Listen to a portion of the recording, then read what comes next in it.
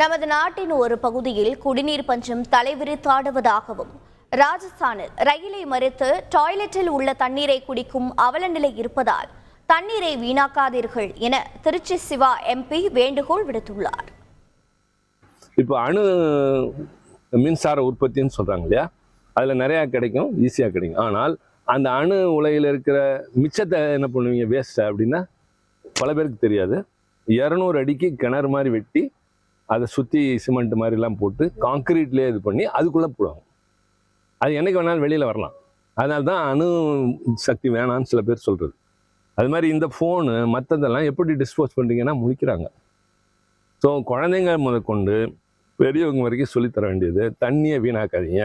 ராஜஸ்தான் பாலைவனத்தில் ஒரு ட்ரெயின் போகுது, அதை திடீர்னு ஒரு கூட்டம் வழிமறிக்கிறாங்க, கொள்ளை கூட்டம்னு நினைக்கிறாங்க. அதில் மறித்து அவங்க உள்ளே போய் டாய்லெட்லேருந்து தண்ணி பிடிக்கிறாங்க.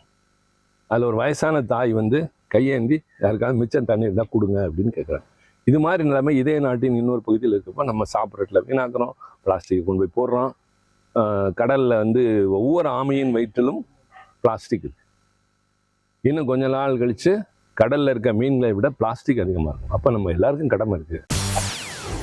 செய்திகளை உடனுக்குடன் தெரிந்து கொள்ள உடனே சப்ஸ்கிரைப் பண்ணுங்க.